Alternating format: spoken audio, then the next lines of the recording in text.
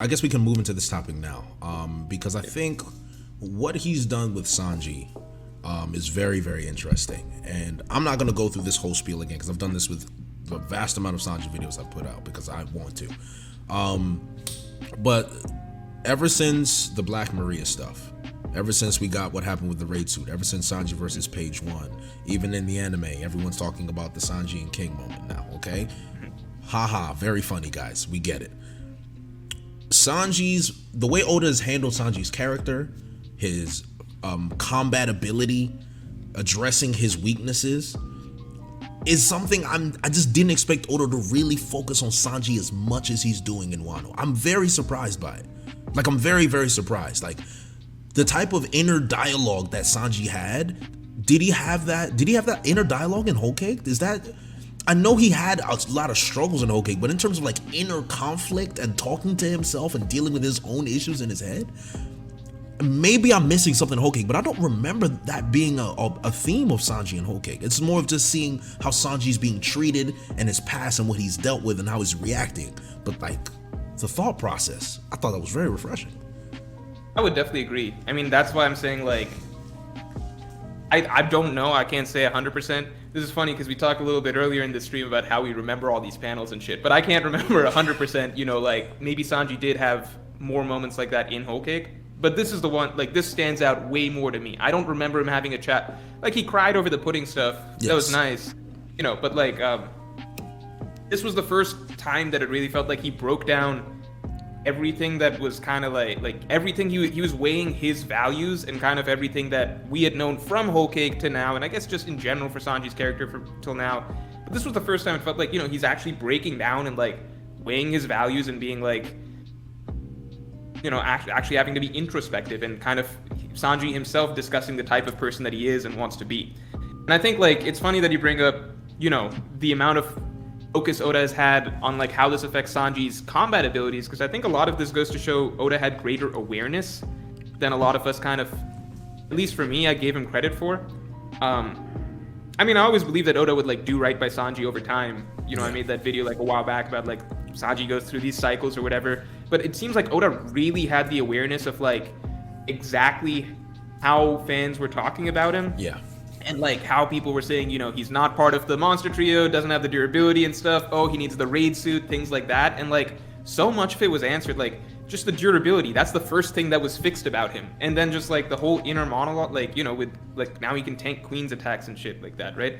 And the inner monologue that he had, like he's very aware that like lots of fans are critical for him for like some certain characteristics that Sanji has, but like Sanji still places that first, and that's like a point that Oda's making. So like, I don't know, I just like the fact that Oda seems to be very aware of all of the discussion around Sanji's character. Oda's probably aware of how Sanji hasn't looked good combat-wise and everything like that in the past.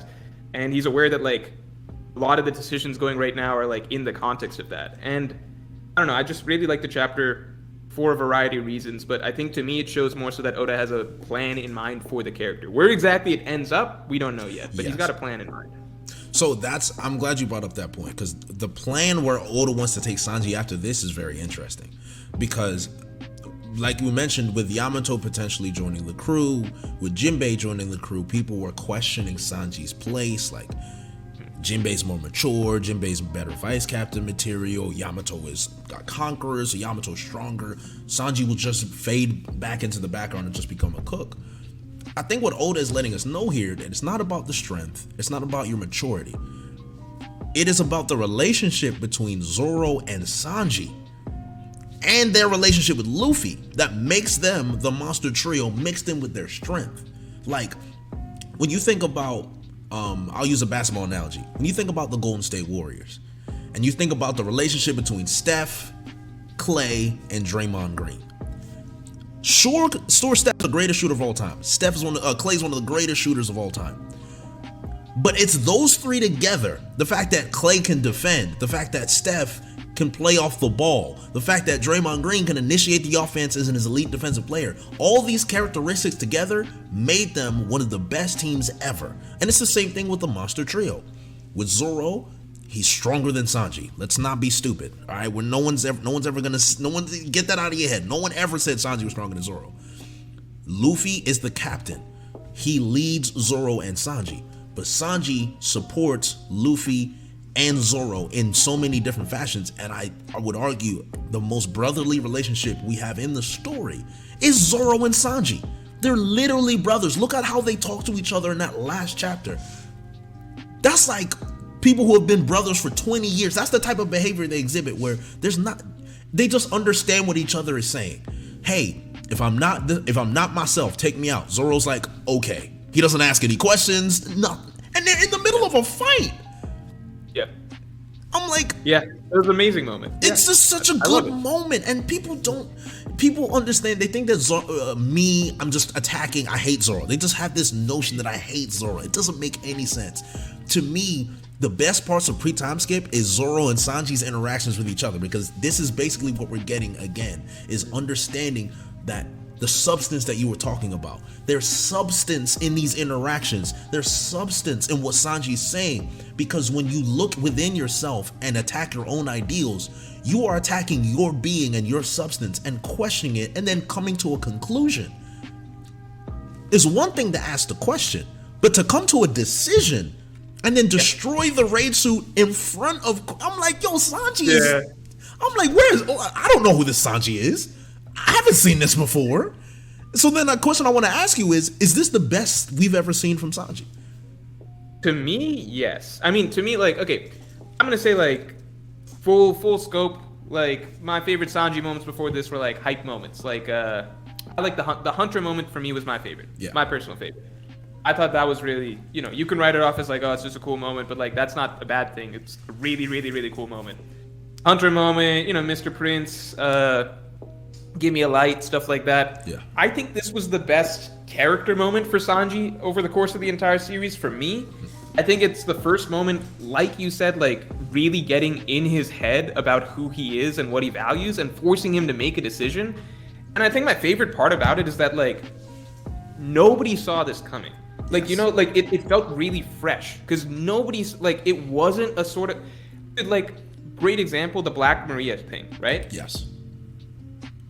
I remember like, the chapter happened. I didn't particularly like it. Then people kind of gave it some time. They're like, you know what? This is character development because Sanji asked for help. And it's like, yeah, you're right. But it doesn't feel like a really fresh direction for the character. Like, it feels like kind of straightforward. Like, yeah, it's character development, but it's also kind of just going through the motions. It doesn't feel like I'm reading something that's really, really like shifting my perception of Sanji, or like a bold new direction for Sanji as a character. You know what I mean? Yeah. It doesn't feel bold. It feels like this is maybe something that like if I handed One Piece to a fan and asked them like, hey, write Sanji some character development in like Wano or something, they're like, okay, he'll have the Khalifa incident again, but this time he asks for help, and it's like, okay, cool. And it's not bad. I'm not saying it's necessarily bad. I'm just saying that like this is what I read One Piece for Oda to like kind of shock me with like the direction he had, or like the vision he has for these characters, and writing really bold, cool scenarios for these characters, like things that we as fans would not think of for the character. I don't think any of us thought about like,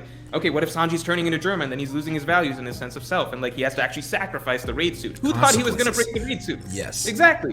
There's a consequence to his act. I don't know. I just really like the direction that I saw out of all of this. So one way I can back up your point is another instance where something that we did not expect from a character happened. And that's Usopp leaving the crew in Water 7.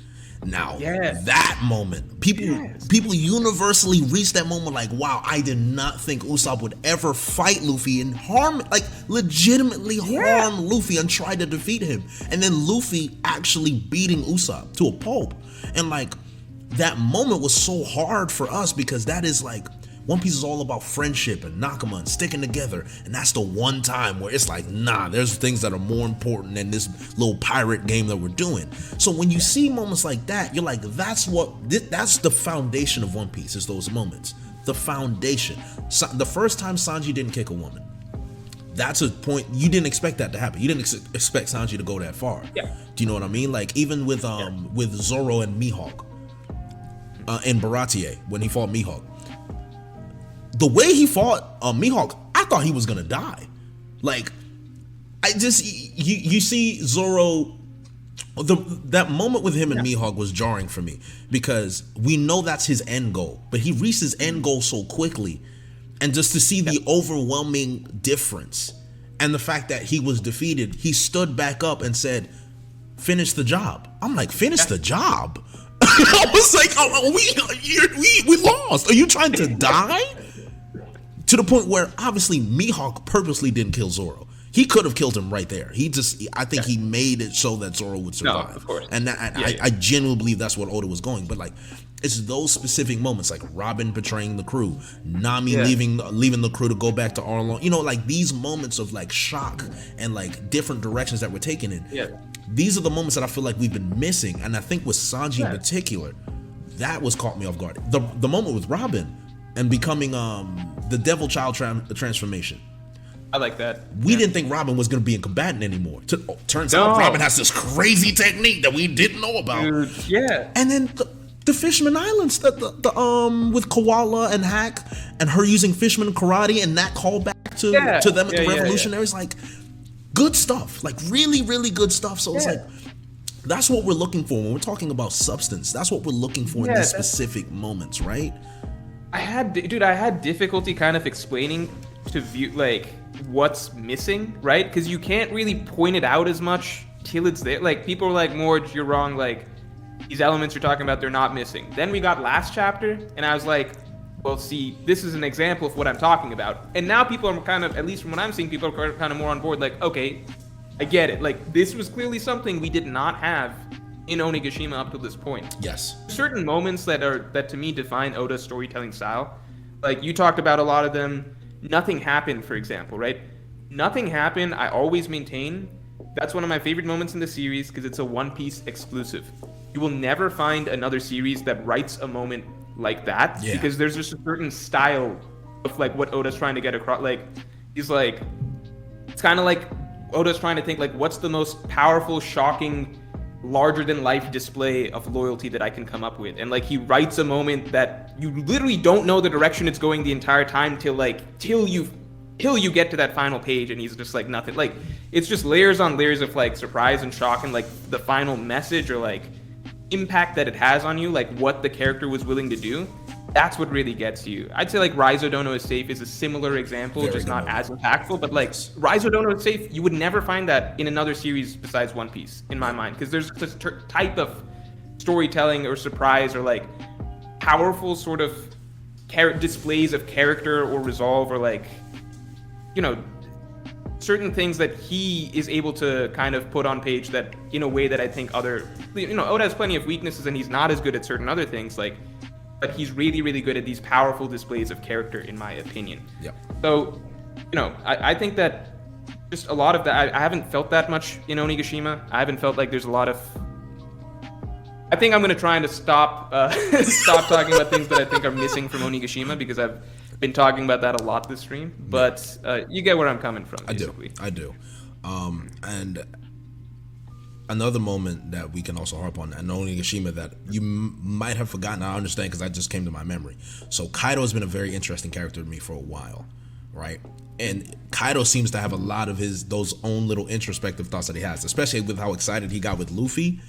And then when Luffy disappointed him, and that inner monologue, like, oh my God, another one, he got too cocky, these humans, like, they learn a new trick, and like, it just goes to show, like, there's something in his past that he is fighting with all the time, and it's depressing him. That type of substance gives me so much hope for Kaido's backstory, and I think we've forgotten about it because we haven't seen Kaido in quite some time. We've seen, like, snippets here and there, but that's coming, and when that comes... If Oda really cashes in on the substance that we know Kaido has, it's another moment like that we're talking about. Like, that's why Kaido's still holding interest. Sanji is now, he's gone from, you know, just another Straw Hat to a star. I would say Sanji, this is one of Sanji's best arcs. Ironically, at first I thought it was one of his worst. Now I'm starting to see, like, he's growing at a level that I haven't seen before. Dude, okay, so I'll say a few things. One, when respond to this person in chat who just said, Morj trippin', stories where characters don't snitch while being tortured are plentiful. That's true. Now think about that and why that's different than the nothing happens scene. Think about why the nothing happens scene is 10 times more impactful, because it's way, way, way harder to take a concept that's been done a million times and find a way to actually make it really powerful and memorable and iconic than just do it the same way as normal. So Oda found a way to top something that's normally done in millions of different stories. He found a way to make it special and unique to One Piece. You will not find it done in that style in any other series but One Piece.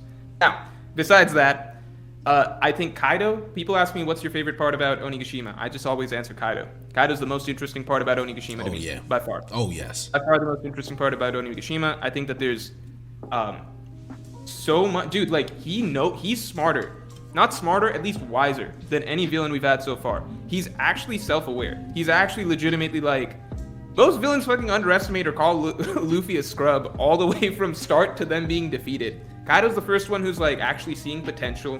He's actually aware of certain things. He's calling out shit, like he said that, when he beat Luffy the second time, knocked him off the roof. Yeah. Is like, well, they're not gonna see your head. Like they don't see you.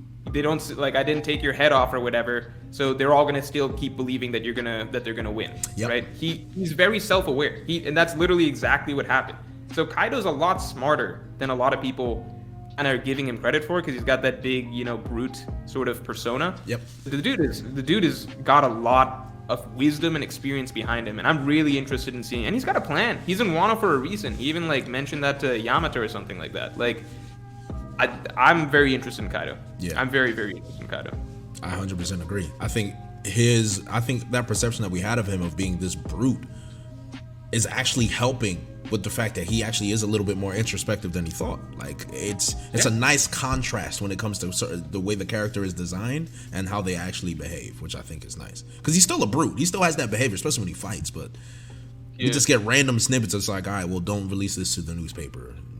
They don't need to know what's going on out here. Like with Luffy as well. Like, oh, Kaido, I didn't know you used your brain. Like things of that nature. So, but for the most part, how do you see? Are you okay with him destroying the raid suit? Are you disappointed that happened? Did you wish we got a little bit more? I never liked the raid suit from the start. Okay. Because I always preferred that. It just felt weird. One, it felt like it went against what Whole Cake Island was pushing a lot. I felt like at the very least it went against like what Sanji himself felt like he came away from Whole Cake Island from. I mean, there's literally panels of him at the end being like, I'm not going to use this raid suit because during my science bad, right? That's literally what he says at the end of the arc. I felt like Oda was kind of just like, in my mind, Oda was kind of hand-waving that or ignoring that just to give Sanji a power-up, which I felt was a little cheap. So I really, really loved Sanji destroying the raid suit because it felt like, I don't know, it just felt like Oda had the awareness of, you set these ideas up in Whole Cake Island. You established that this is how the character views these things at the end of Whole Cake Island. You had him dip his toes into using that power-up, and then you had him return to his true self. And now the sacrifice of destroying the raid suit means more because Sanji actually got to try it a little bit and realized that he realized it's a valuable power-up that he's throwing away. So it now has value because he's making a sacrifice, right? So I actually really like the way that Oda did it. I never liked the raid suit because, dude, I don't know. Okay, I wanted to tweet this after the chapter came out, but I held back because I was like, it's gonna stir up too much controversy. But I was gonna tweet like, now Sanji fans can stop pretending that they like the raid suit this entire time. Wow. Because I feel like that's literally the case. I'm gonna be honest. I think Sanji fans did not like the raid suit for a long time. I think a lot of people did not like, at least coming off of Whole Cake Island when it was introduced. A lot of people were like, Sanji's not gonna use that. That's against his values. People were like, Sanji shouldn't need the raid suit to keep up. Then once it became clear that Sanji's gonna be using the raid suit, then like there's all sorts of discussion about that. Then Zoro got Enma, so they're like, well, Zoro got a power up. That's not his own ability, therefore it balances out and stuff. These are the discussions, and I think Sanji fans literally, they got so used to the idea.